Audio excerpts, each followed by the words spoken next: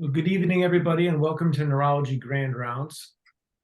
It is my pleasure to introduce our speaker for today, Dr. Ron Davis. Dr. Davis is professor of biochemistry at Stanford School of Medicine.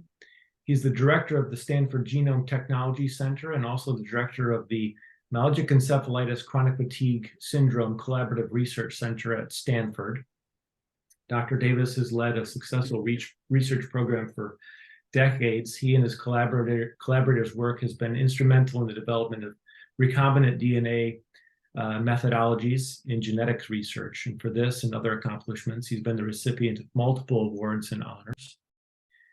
But we asked Dr. Davis to come and speak with us today about his other area of research, and this is in elucidating the cause of a poorly understood syndrome that has probably gone by many names over the years, but is currently being referred to as chronic fatigue syndrome, myalgic encephalitis.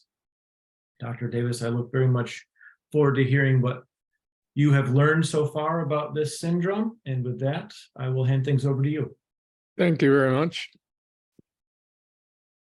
So this is a disease that a number of people don't know very much about. It's been around for a very long time, probably hundreds of thousands of years. It's generally got a pretty particularly bad name.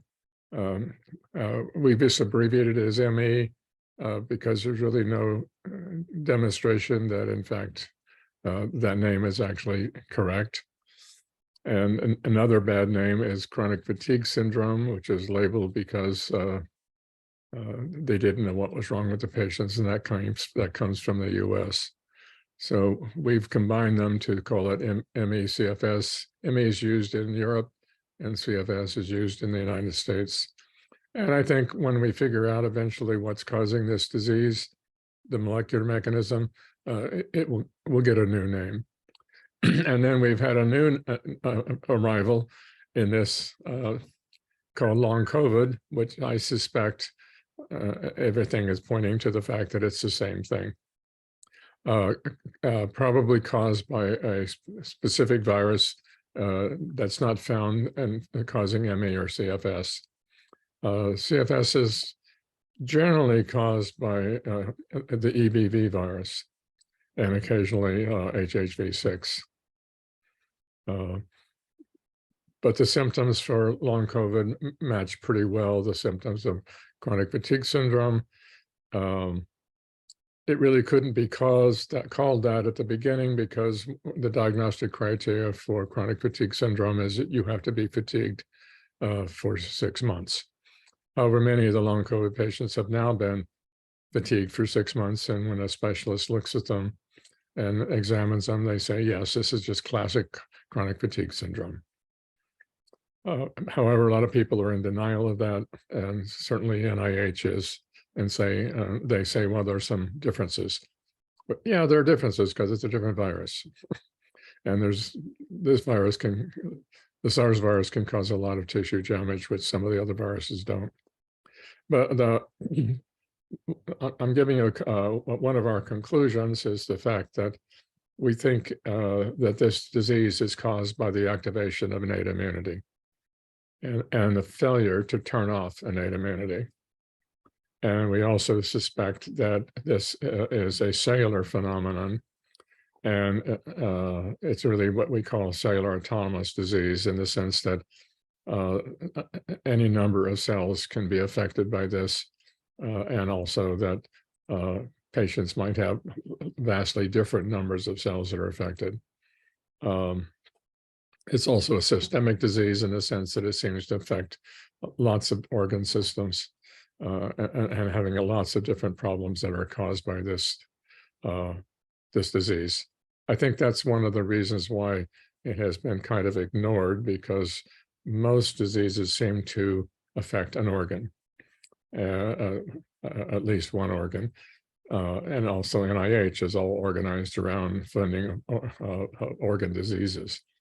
So it doesn't really have a home when it's affecting almost everything in the body.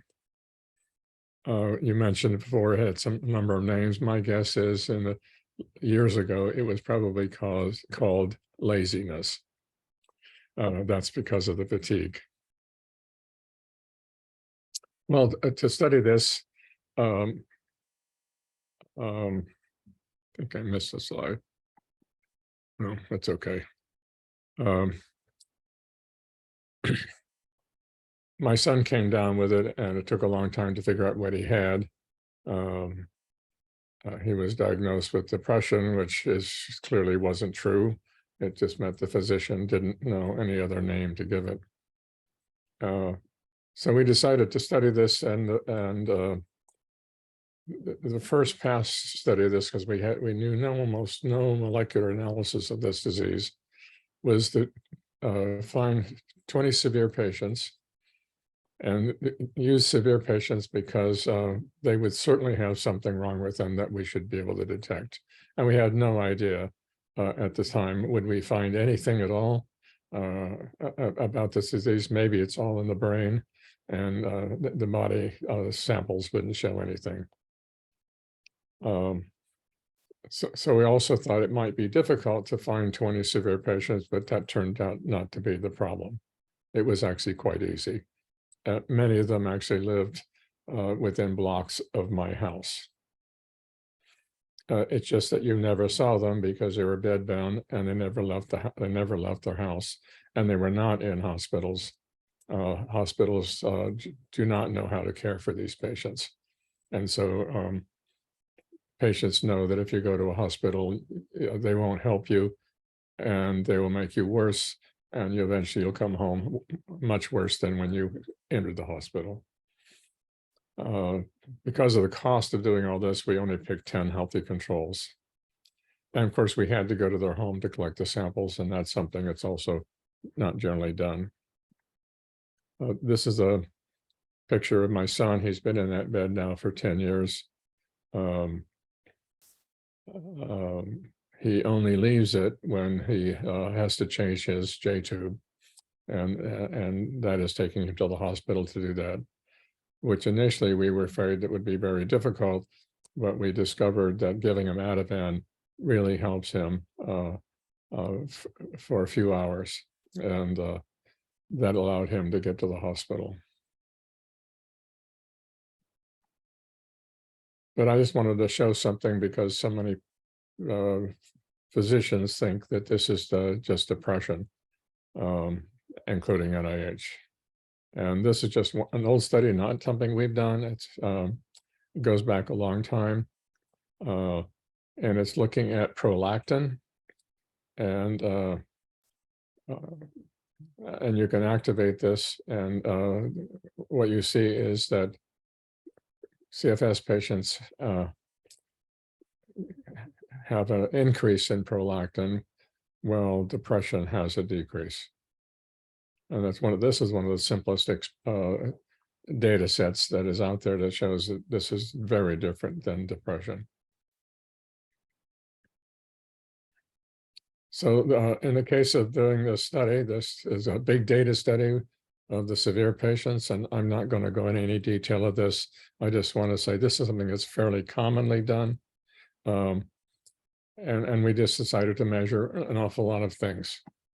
And these are just a list of some of the things that we have measured on these patients. And this was not done to necessarily try to understand what was going on as much as generating a database. So once we completed this, we put the database up on the internet and allowed any scientist to access the data. This could prevent people from having to repeat experiments if it's already been collected here, and might accelerate the research effort. Very little funding is available for this disease, and very difficult to get a research grant to study this disease. Most of that is because we don't know very much about it. And there is still a bias thinking that it's psychosomatic, which it is not. So our general plan, after collecting all this data and putting it up on the internet, is to try to find a biomarker for the disease, which will help in diagnosis. That also in the early days was to help dispel the idea that this is psychosomatic, that a biomarker would say that it's real. Then our focus was to be turned to how to treat this disease based on the molecular understanding of the disease and ultimately cure it. Along the way, it might also be valuable to know how we could also prevent it from happening, and that would then you wouldn't have to cure it and save a lot of anguish from the patients. So the effort to do that, since we had a genome technology center, we simply pulled out some of the technologies that were being developed in those efforts, and we developed a lot of technologies for the genome project, and many of those then got exported as companies. This was one of them that we did not have a clean application for, and it was called a nanoneedle. And the description up here is that it's fabricated, nanofabricated, using silicon, and then we oxidize the silicon to make an electrical resistance, but in the process lay down gold electrodes. And these electrodes are only 50 nanometers. And so this is quite a small device. And here's what it would look like in blowing up a little bit. These are the nanoneedles that come out into a trough. This trough then has the material trying to analyze. And there are 2,500 of these electrodes per centimeter. So you get a very large number of independent measurements of this, which will help to reduce your noise. We also make measurements on each electrode 200 times a second. So you collect an awful lot of data when and so this is basically, you flood this trough. It takes just a few microliters of fluid to do that. And then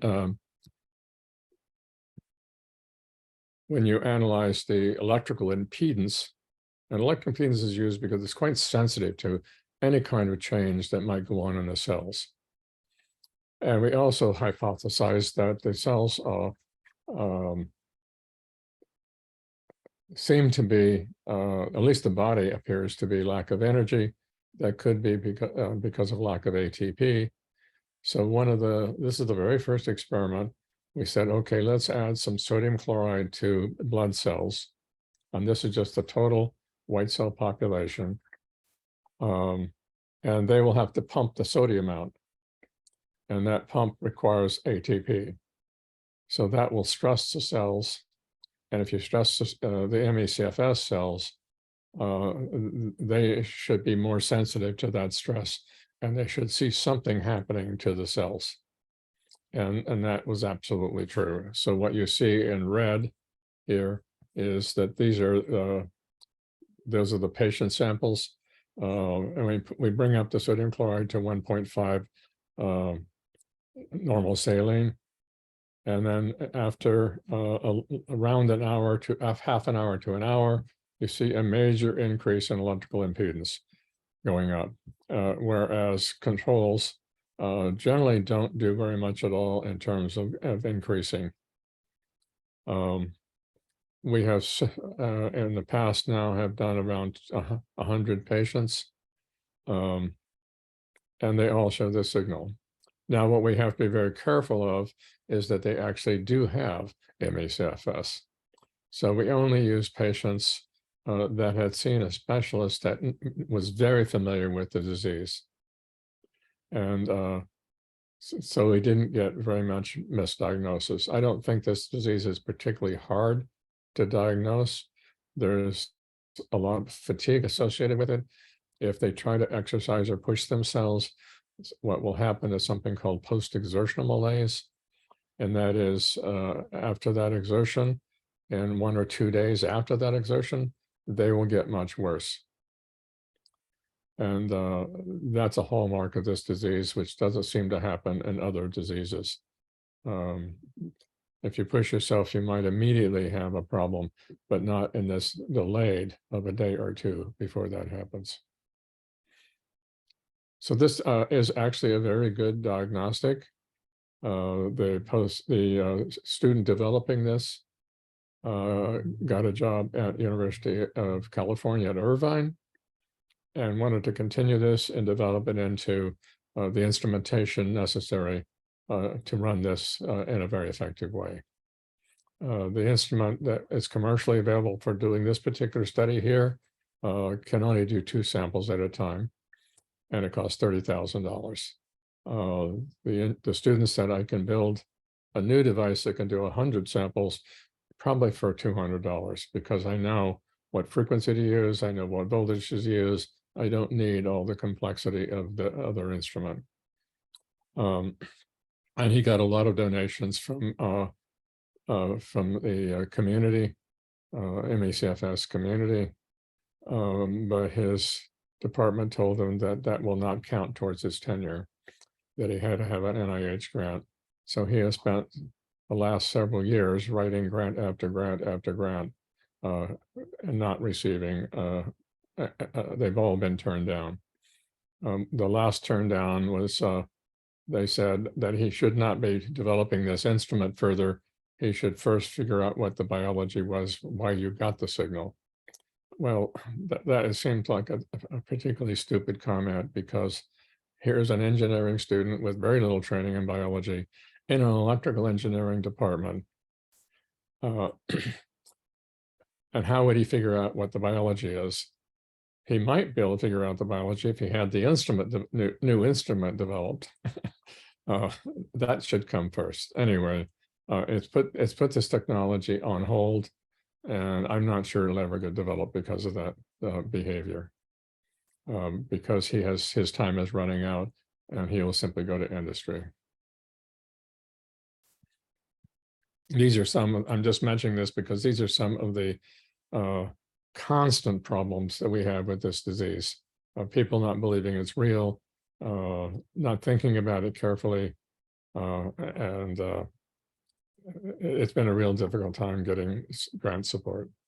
But there are other diagnostics that we could possibly use. Most people are trying to go after finding a molecule of some kind, a metabolite or a protein, as a diagnostic. Those actually have problems. I mean, the problem with the metabolite is that it's going to have quite a bit of variability depending on when you eat and time of day and other aspects of it. And a protein is not super straightforward to measure. You can do an ELISA type assay, but there might be even easier assays that could be developed.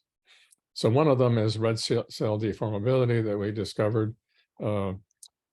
John D. Van lab now is taking that over. He's a chemical engineer at UC Davis, and he has all the expertise to do this. And he discovered that the deformability was dependent upon the oxygen level, so that had to be controlled. And we've helped him get some financial support for this. I'll show you a device that he's working on developing. But another one is a neutrophil migration rate. So neutrophils migrate when given a stimulant. And what we've discovered at Stanford with a postdoc, Vanessa, that MECFS neutrophils migrate slower. That could probably be made into a very simple instrument. It would probably require a microscope, but it could be a very simple device for doing that. And there might even be easy ways without a microscope to do it. So this is the red cell deformability assay that John D is developing with his students. And it also uses electrical impedance. And that is, it's a small capillary, about the size of a human capillary. And as the cells migrate through this, they get, of course, squished because they're bigger. They're bigger than the capillary, but you have electrodes here that can measure, detect changes in an electrical impedance. So as they come through here, you basically then trigger the electrical impedance circuit, and that starts the clock running. And as the cells move down, they go through another signal devicing, and you just simply measure the time interval between these. So that's a very simple device. Very little electronics is required. What is required is to make how to fabricate this device so it gives you a reliable measurement. But this could easily be a handheld type instrument, or could easily go into diagnostic labs or even a doctor's office.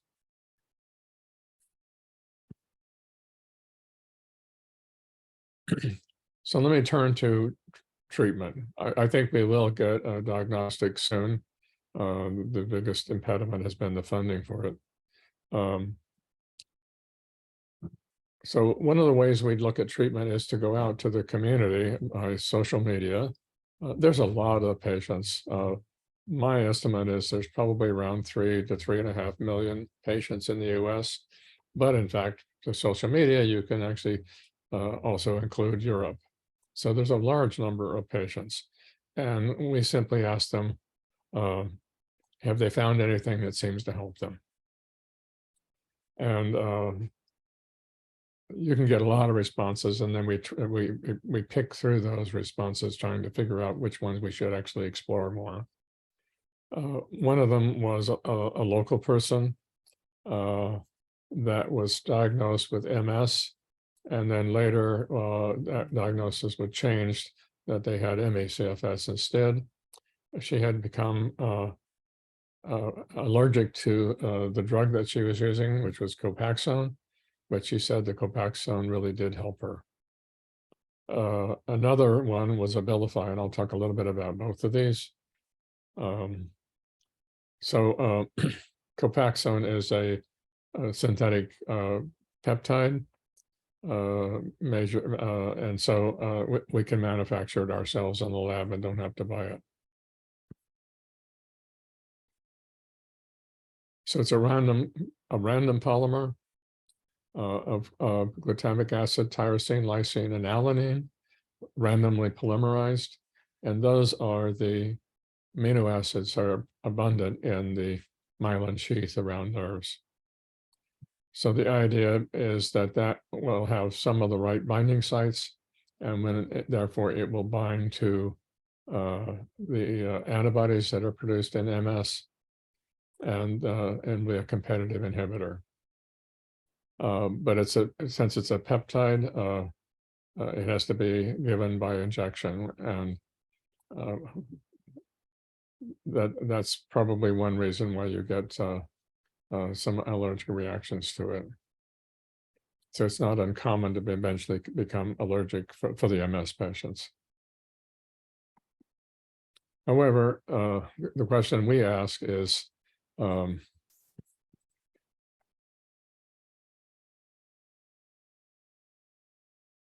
especially this one patient who is diagnosed with first MS and then ME/CFS, and why does the Copaxone seem to help a number of ME/CFS patients? Or could they in fact have both? When I talk to specialists about this, saying, the event that created MS, it could create ME/CFS, because they're both can be caused by an infection. So we begin to explore this in ME/CFS patients by looking to see whether we could find catalytic antibodies in ME/CFS patients that would digest the myelin basic protein. So here's the myelin basic protein on a gel. Here's treatment with blood serum samples from ME/CFS patients, different patients. And here's a case where you see that clearly there's digestion products being produced from this. Now, of course, that's a particular problem because we worry about contamination of some other nuclease, and we do also know that a lot of patients have mast cell activation, which also secretes proteases. And here's the treatment with a healthy patient. We don't see much degradation of the myelin basic protein. But in this reaction, we find about 25% of the ME/CFS patients have an antibody that will digest the myelin basic protein. And so that's a high number, and that would suggest that that they ought to be more carefully diagnosed to see whether or not they do have MS in addition to ME/CFS. And that might give them more treatment. So 25% is a pretty high number. And generally speaking, these patients are not considered to have MS, and they're not treated for it. So here's some of the controls for these kinds of experiments. One is that we've looked at other proteins. These are just a few of the proteins that we've looked at to see if they're digested. If it was a contaminating protease, it might digest them too. But here is the myelin basic protein, which does get digested, and these do not.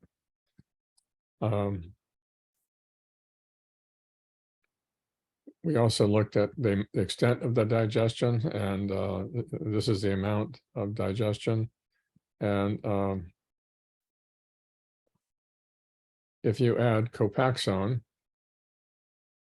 to the sample, it inhibits the digestion. And that suggests that it really is a specific protease.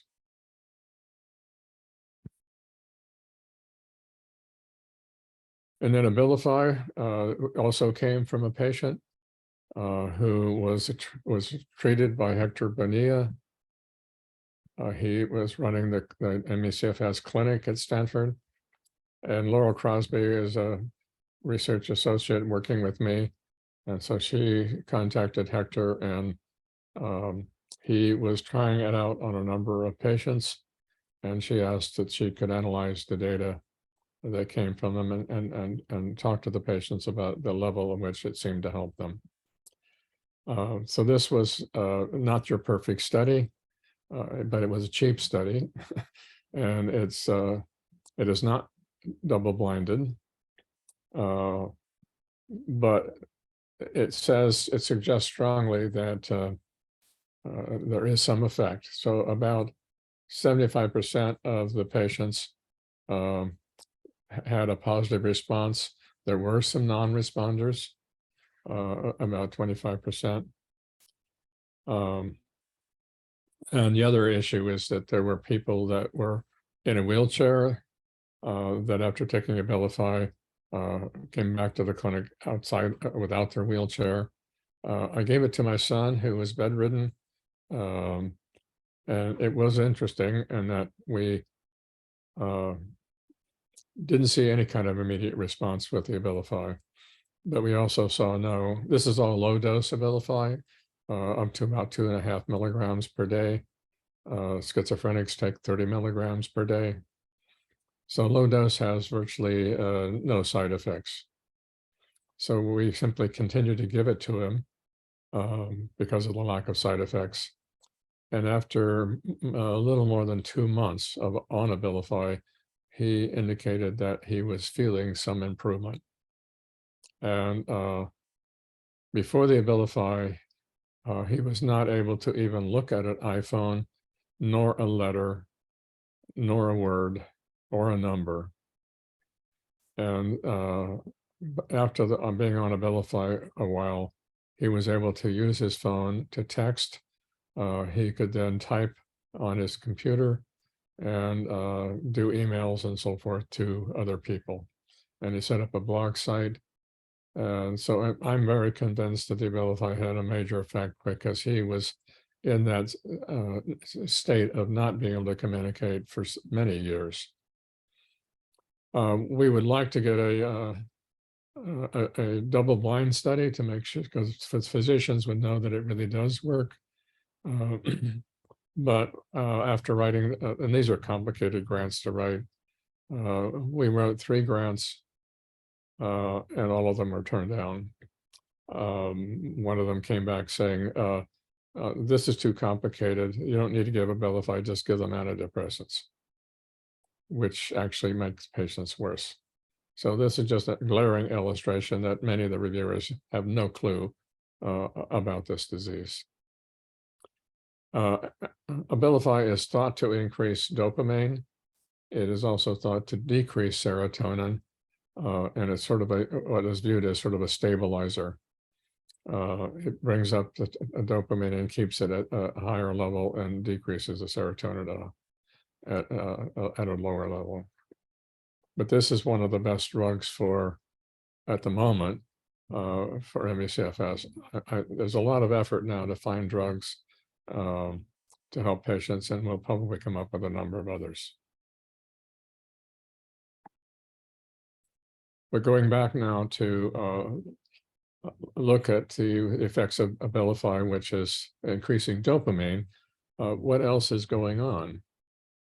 And you can make dopa, and dopa is made from tyrosine, and that reaction requires an oxidation, and that oxidation activity requires a cofactor called BH4, tetrahydrobiopterin, and a lot of your tyrosine actually comes from phenylalanine. So phenylalanine can be also oxidized to tyrosine.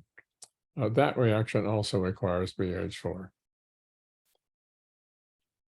So that made us think a little bit about possibly whether there's some interaction here with maybe BH4 activity. But in addition to that, there's one other reaction, and that's tryptophan going to serotonin requires BH4. So BH4 could be a very important cofactor for this disease, but possibly more significantly is that BH4 is required to make nitric oxide. And that reaction is from arginine going to citrulline. We find in many of the patients, almost to the point of being a diagnostic, is that arginine is generally high in the patient and citrulline is low. That suggests that this reaction is not being affected very well. This reaction requires BH4. So it's possible that they have low levels of BH4.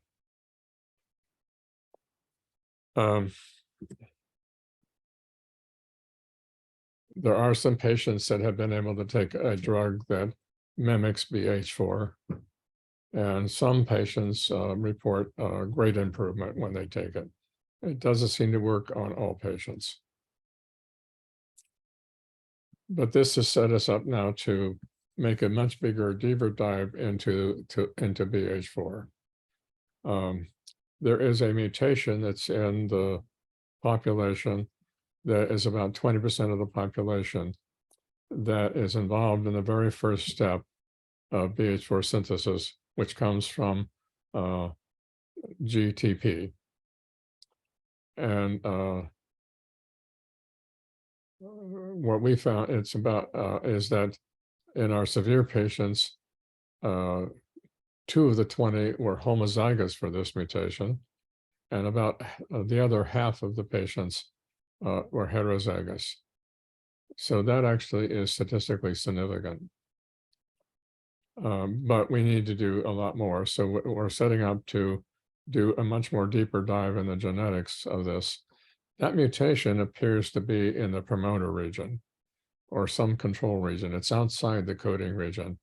That's probably why it hasn't been picked up before, because an awful lot of the sequence that's been done, where sequence analysis has been done for this disease, is in exome sequencing, which would not pick up this mutation. It's also a relatively common mutation, so that may make it also ignored. A lot of geneticists ignore common mutations, which I think is a big mistake.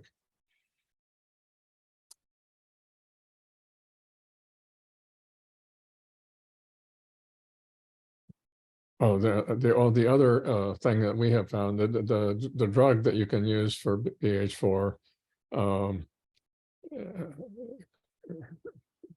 can cost up to $100,000 a year. And of course, you have to demonstrate that you have a problem in order to get it, and that problem usually is seen by looking at how fast phenylalanine is converted to tyrosine. But the patients have discovered a bacteria that can make BH4. So we've been exploring that as well. And you simply take milk,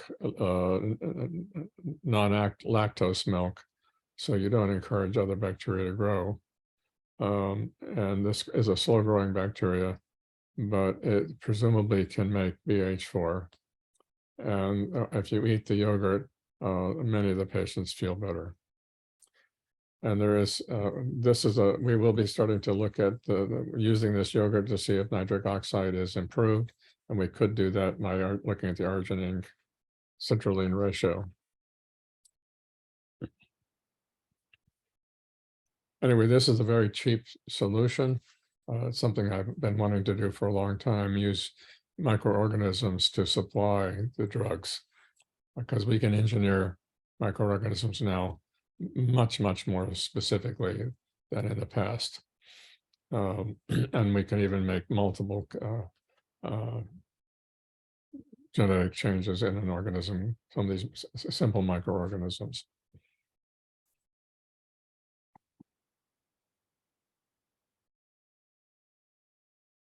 Well, one of the other observations that we made some time ago, doing all these big data studies, was that iron, manganese, and copper were frequently very low in patients' hair.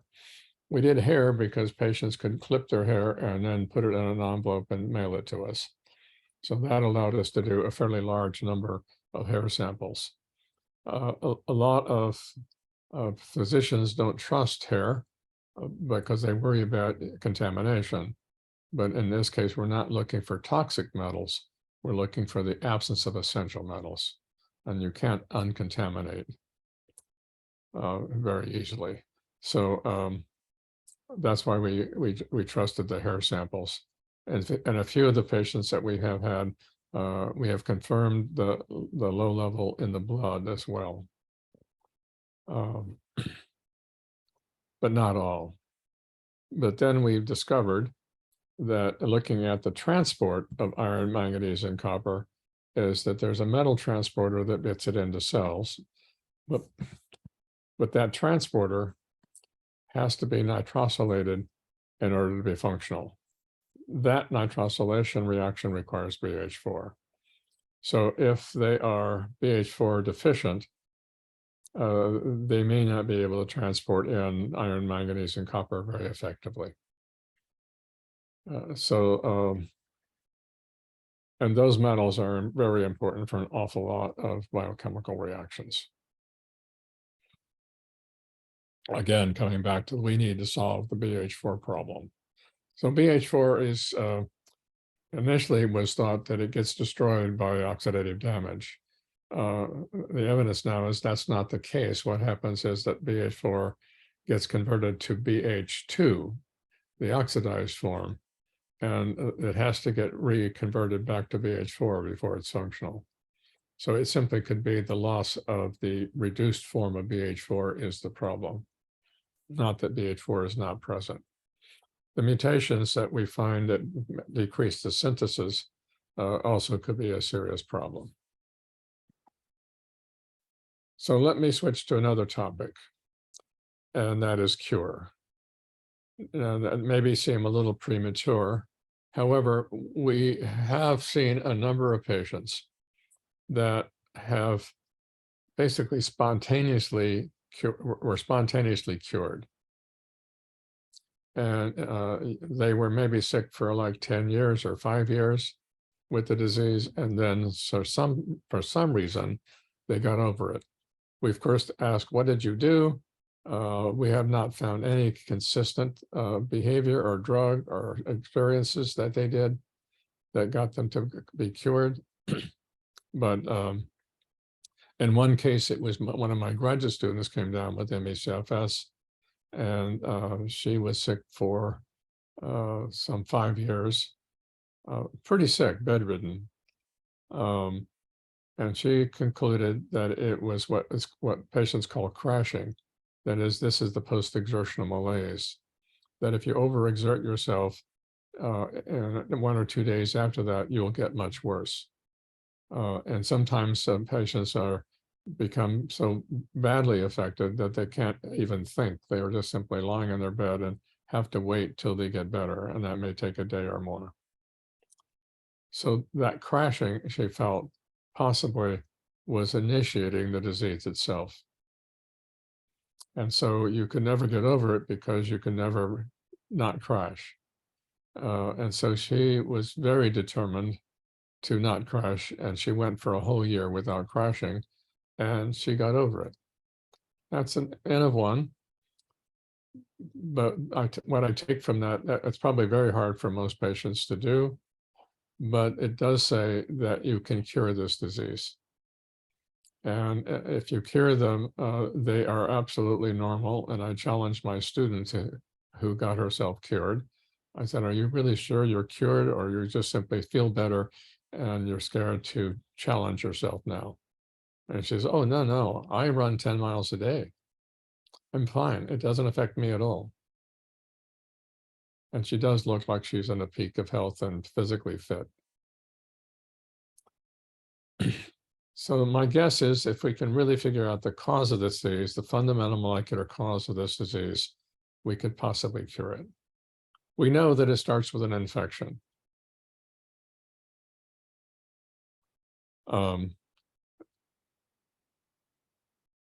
And we can certainly look at some of the genetics and looking for mutations. There aren't very many things that have been found. A few things have been found. We are not sure yet how they might play in the disease. But most of this is looking at what happens after an infection. Well, one possibility is that there is a persistent pathogen in the patients. They got an infection, and what that virus or bacteria or whatever is causing the disease has never gone away. So there's several approaches to look for this. One is simply take and isolate particles the size of viruses or bacteria from the blood, and then sequence it and do massive sequencing. And the idea is that if it's anywhere in the body, some of these particles should get into the blood. Even ones that have died would be possibly in the blood, even though it might be sequestered. We didn't find anything. We found things that we knew should be there. That's why I've underlined new, because everybody has these TT viruses, and they get them right after birth. And that's a good internal control. If you don't see TT viruses when you're doing your method, something's wrong. But we didn't find anything that would be an indication of a persistent pathogen. So we decided to do a much more specific search using for known viruses using a PCR assay. So that would go down to only a few copies of the DNA. And we made probes for all the known DNA viruses, and we have screened a large number of patients for those. We do find viruses this way, but they're mostly herpes viruses that are many patients have. We find EBV, HHV6, and HHV1, and a few others. But we also find them in healthy people at about the same level. That effort is continuing to do more patients to see if we can identify anything different, or maybe the viruses are different. We've also done a big search for parasites. One of the symptoms of this disease is the patients switch their day-night cycle. So they're up all night and they sleep during the day. There's a parasite, a trypanosome called sleeping sickness, that does the same thing. That's why it's called sleeping sickness. So we thought, well, maybe there's a trypanosome in the US that we haven't found yet. So we looked at all the trypanosome sequences, found sequences that appear to be highly conserved in the trypanosomes, and made a number of probes for those, as well as probes for other parasites. That's an ongoing effort. We haven't found anything yet. And we've been developing some new methods we can do RNA viruses. RNAs are a little harder to do because you have to do a reverse transcription first. And so you have to take that into account to make sure that it's working for all the viruses. But that's an ongoing effort to the lot. But so far, we've come up empty in terms of something new that would be present. But let me go to another issue. This is a bit of a side issue, but I thought it was important to point out. And we've taken COVID patients. These were not from Stanford because I couldn't get any COVID patient sample from Stanford because they're all spoken for. Everybody wants to work on COVID. I got them from Sweden. And these were in the ICU when the samples were taken, so they were severe. And we went and probed our 20 DNA virus panel, which are mostly herpes viruses. And we found, a little bit surprising, that 82% of them were activated EBV. And this is actually replicated virus particles that we are finding of EBV. So that is a little bit of a surprise that it's that extensive. That is, the COVID presumably activates the EBV. There are a few other spotted cases around with other viruses. The next most common one is HHV6, but there aren't too many of those. When the patients are discharged from the hospital, we've redone them, and there are still some viruses there, but not as much as they were when they were in the ICU. This is going to continue with our collaboration with Sweden, going back and finding more samples. And one of the important things we want to look for is a follow-up for these patients, and maybe take multiple samples during the time that they're in the ICU as well as after they leave. And look for the patients that come down with long COVID. And does it correlate well with one of these viruses being activated? In other words, the SARS virus is not causing directly long COVID, but it might be activating a herpes virus that then causes basically ME/CFS, because we know these herpes viruses can do that. The most common one appears to be EBV, but certainly HHV6 does it as well. And the EBV activation injection is called mononucleosis. And that is very common in high school and college students. And about 10% of patients that have mononucleosis come down with ME/CFS. With the long COVID, there are maybe something on the order of 30% or more of the patients don't quickly recover. But with time, they do recover. And after 6 months or so, the number that don't recover, I believe, in some of the studies is around 10%. So that would be also consistent with the EBV.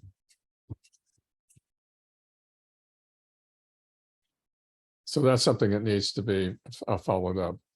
The other thing that I'm a little upset with, mostly with NIH, is that I think they should have tried to figure out a very random trial of how to prevent patients from coming down with long COVID, and trying to perturb the metabolism or do anything, any kinds of studies, looking at things that could decrease the chances of long COVID, because now we have, I think, around 16 million patients that have not recovered And as far as we can tell, until we figure this out, or somebody figures this out, we'll never recover. And I think that would have been a very wise move in the early stages, instead of testing hypotheses about the persistence of the virus. This study says that it may not even be the SARS virus that's doing this. And so we're going to find other samples where people have had a viral infection and see if it activates EBV.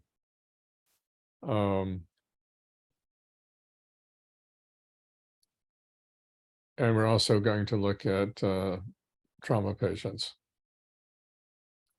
Because in our big trauma study that we did a few years ago, that was headed up by Ron Tompkins, that there were a number of patients that did not fully recover from trauma, and their wounds were healed, but they were still not well. They were not really analyzed very extensively, because it was not part of the major goal of the study. It was looking at trying to prevent death from the activation of the immune system.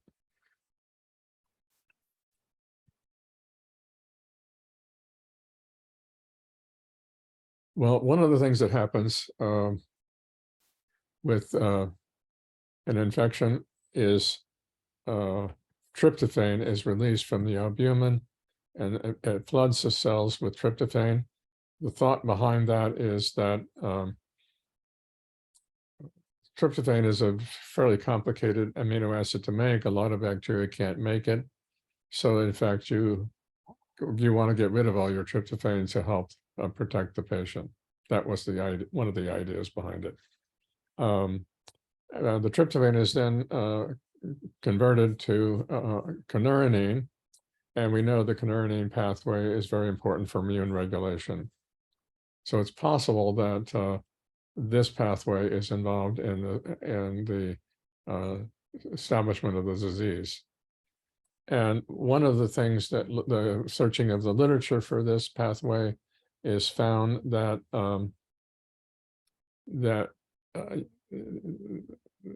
the enzyme that does this reaction comes from the IDO1 and gene. It is substrate inhibited.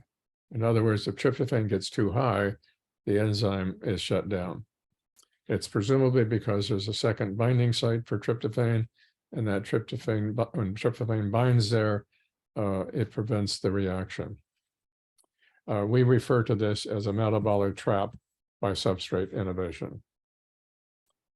So one can do some modeling of this as well, and Robert Fair is one that came up with this idea, and his modeling suggests that this could last for decades, because tryptophan is continually going to be supplied and maybe imported into cells. So this is that pathway. IDO1 catalyzes tryptophan to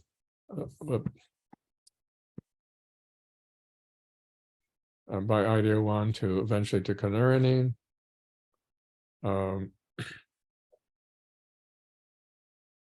And of course, the tryptophan can also be converted into serotonin. And one of the reasons that we got interested in this is that there were ideas that cancer cells activate this pathway. And so there was an idea that if you inhibited the IDO1, the pathway seems to protect cells from the immune system if this pathway is on. So to make a good inhibitor for IDO1, and there was a number of them developed, that would shut down this pathway. When people shut down this pathway, the drug by these drugs, it causes extreme fatigue. So that was a sign that maybe that's what's causing the fatigue in ME/CFS, and it was worth exploring. The question is, does a metabolic trap work in vivo? That's hard to test in human cells. So we decided to test it in baker's yeast, which is much, much easier. So we took the human IDO1 gene, we put it under control of a very active controllable promoter. And that promoter is then controlled by galactose. And the strain grows, when we put the strain together, it grows normally at low tryptophan, but but it stops growing if you add lots of tryptophan. So this demonstrates that the metabolic trap can work in vivo, and the cells will simply, at high tryptophan, will just simply sit there. They don't die, they just don't grow. So then we screen these cells in this metabolic trap state, and to screen them with all the FDA-approved drugs. We found several FDA-approved drugs that would get them out of the trap.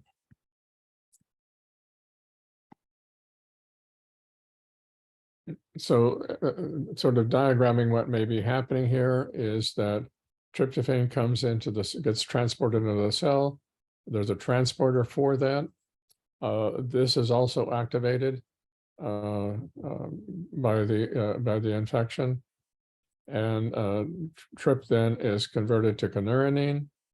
But that IDO1 is an iron-containing enzyme, and we know that this is more common in women, the disease is, and also that women have a higher probability of being iron deficient. So it's a race basically between tryptophan coming in and inhibiting this enzyme versus the tryptophan getting converted to kynurenine. And so it's possible that anything that slows up the conversion, the tryptophan will accumulate to a high enough level to trap. People said that can't be possibly true because kynurenine is made in the liver, and that kynurenine then could get into the cell. Well, you can measure that rate, and Robert Fair has analyzed that. The kynurenine can get into cells, but is a very, very weak at competing against other amino acids. And you would not get very significant kynurenine into a cell. So the only way then to test that, and we haven't done this yet, is to find a drug that has very little side effects at the concentration that we have to use to get them out of the trap, and see if we see any improvement. And so now we're going through the drugs that we have found and trying to assess first, making sure that we're right about the fact that it can block the trapping, and then also then try to get permission to treat a patient. So another possibility is something called the itaconate shunt. Because upon infection, interferon alpha is produced. And when that happens, it initiates the itaconate pathway in almost every cell. The itaconate pathway is in the mitochondria and decreases ATP production, which would cause fatigue. So that also makes it a decent model for this disease. And so this is, as everybody would recognize, is the TCA cycle, a normal one. It comes with bringing in pyruvate and then going through the citric acid, the normal Krebs cycle. And then after about here, you start making, doing oxidative phosphorylation and making significant amounts of ATP, but not necessarily in these earlier steps. And then after an infection, you bring in an enzyme called cisaconate decarboxylase, and that enzyme converts cisaconate to itaconate, and that's what's called a shunt, because by stealing a fairly large amount of the cisaconate, then you greatly shut down the normal TCA cycle and ATP production. The itaconate gets coenzyme A added to it, and eventually it goes back to pyruvate. But these molecules then will be accumulating in the mitochondria and also sequestering coenzyme A. If they sequester enough coenzyme A, then you can't easily get pyruvate in because you need it to start the citric acid cycle. So this work was all done by Robert Fair and Chris Armstrong. These are two major collaborators for us. It also says you then can't burn glucose very well because pyruvate comes from glucose. That appears to be the case in most of the patients. But you also don't seem to be able to burn fat very well, but that can easily be explained because to get fat in, you also need coenzyme A, and maybe most of the coenzyme A is sequestered.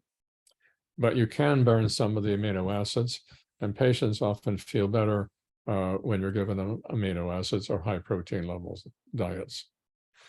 So this whole atacanate shunt is initiated by alpha interferon.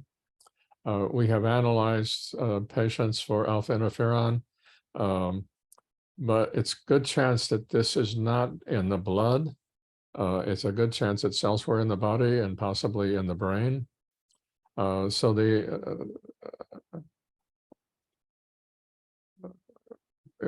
we really have to, and we can't really get access to other parts of the body, like the brain, very easily. And the fact that the blood, it does have alpha interferon, but at a low level, and it's extremely low level. It's below the binding constant in the blood. But that makes some sense for you turn this pathway on when you have an infection. You do not want to shut down your immune cells because that's where your major defense will come from B cells and T cells. So the fact that it's at a low level in the blood is actually not surprising. The other issue is that in the brain, if this pathway is on and you're not able to burn glucose, then which is primarily what you will use, then you may burn up some of your neurotransmitters, which are amino acids. And so that could cause the brain fog and also cause you to crash if you consume too much. So this right now is our major hypothesis. So what we are doing a big collaboration with the University of Utah to try to find an inhibitor for this first step in atacanate production. And there are some preliminary data that suggests that there may be one of the FDA-approved drugs that maybe can inhibit this pathway. And that's a very active ongoing study at the present time. But we are pretty optimistic that eventually we're going to figure out a way that we might actually be able to cure the patients. And that needs a very big focus on curing the patient and not simply making measurements. Thank you. Thanks, Dr. Davis. That was fantastic. I think we do have time for maybe just one quick question. But first, a comment that came in about your postdoc was that wasn't able to get his project funded. The idea was maybe that since Gulf War syndrome has similar characteristics to ME/CFS, maybe the postdoc could change the arguments for the indication for his device and apply the DoD or VA grants. Well, they said it had to be NIH, but this is the Rahim is the electrical engineer. He got his degree in electrical engineering, a PhD in electrical engineering. We supplied all the biology. He didn't have to do anything. We simply gave him suspension of cells, which he then put in his device. So he doesn't have a lot of experience doing biology, not afraid of it, and also doesn't do it incorrectly.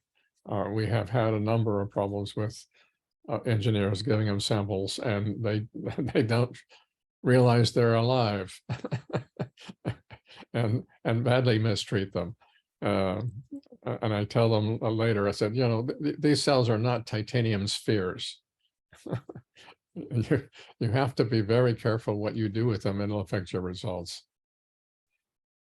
And then the question I think we'll end on, is about how it is that you can determine whether the biomarkers you've identified already are the cause of the disease, the cause of the condition, Now, rather than as a consequence of being afflicted by it or some kind of other downstream effect. we have several problems, but yes, you're absolutely right. It may have nothing to do with the a cause. It simply could be a result of the disease. And what you look for there is something that's very consistent. And the electrical impedance changes is very consistent. It may be these other methods are also very consistent. And those may be better ways to do the biomarker than looking for a particular molecule. I'm not sure that trying to fix those problems necessarily is going to be necessarily a big help. But it's simply something that we can use. The other problem we have, and since this is a medical group, I'm suspicious that what happens in this disease is that you get an infection, you activate innate immunity, which you do in trauma as well. And when the innate immunity activated, and there was evidence of this in the trauma study, that you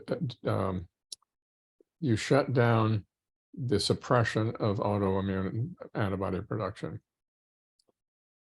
So that then could be the prelude to an autoimmune disease. And there's evidence that autoimmune diseases usually starts from an infection. So I'm suspicious that all autoimmune patients may also have ME/CFS. And that would be a big game changer if that's true, because if we can cure ME/CFS, we might be able to cure many of the autoimmune diseases as well. Because I think what we have to treat is to treat in such a way that you shut down the initial cause. And that may then allow the resuppression of autoimmune disease, of the autoimmune antibody production. And that seems to happen in trauma patients. They initially have a lot of autoantibodies, but as they heal, they start to decrease and eventually go away. So it also makes it a problem because people will say, well, you have to show it's disease specific if you want a biomarker. Well, the logical ones would be, another disease that's similar would be an autoimmune disease, but it might be the same thing. And we Well, don't know how widespread this might be in the population. So it's important to get a good assay and be careful about how you think about it, because it could be when you test, other patients, they also are positive, and it's not an artifact. They actually are positive. And well, Dr. Davis, it is I personally know that there are many people out there who have these kinds of symptoms. And yeah, as one of the clinicians who will see these folks, I am certainly hopeful that the kind of work that you and other people are doing does lead to something that can help these folks. Because it is a challenging problem. These people are certainly have their lives deranged by these symptoms. and the biggest problem I think face is the incredible bias against the disease. Mhm. And that's in grant reviewers and so forth, and including NIH. We don't have an NIH grant at the moment. We have a DoD grant, which seems the DoD seems to be more open-minded about this disease, possibly because of Gulf War syndrome. But we don't. The thing about this disease is that it's not like you have it or you don't have it necessarily, like many other. A broken arm or is not broken. It comes in tremendous gradations of severity. And that's what makes us think it's cell autonomous. Depends on how many cells are affected by it. Because so people can be very functional and still keep their job. but in fact, they have, if they overexert, they can have a crash, or in fact, they may not feel well after any kind of exercise. So we don't know how prevalent it is. Our full-blown ME/CFS is somewhere around 2 to 3 million patients in the U.S. is my guess, but it could be much, much higher. Well, we appreciate you accepting the invitation to come and talk with us. One of my missions is to try to get people to understand this disease a little bit better, and that it is a real disease. It's really complicated. And it's a real problem because it's not organ specific, it's systemic throughout the body. And that makes it more hard to study. But encouraging other people to possibly join in and try to help and figure this out. The more the merrier. This is something very important to do. Well, I appreciate your. It's a very expensive disease as well, because when a person has this disease, obviously they're not working, but they often can't take care of themselves. So there will be another family member who has to quit their job to be a full-time caregiver. And so there's two people removed from the job market, and they're not making any money. So then the other problem is all the support that they need from insurance and so forth. They're often on disability. So people have added all this up, and it comes out to around $18 billion a year in expense to the US. And for that, the NIH is spending a few $1 million to try to figure it out. I appreciate your willingness to be spreading the word on this topic. Again, thank you, Dr. Davis. I'd like to thank everybody else for their time and attention. Thank you. Thanks for inviting me. And everybody have a good evening. Thank you.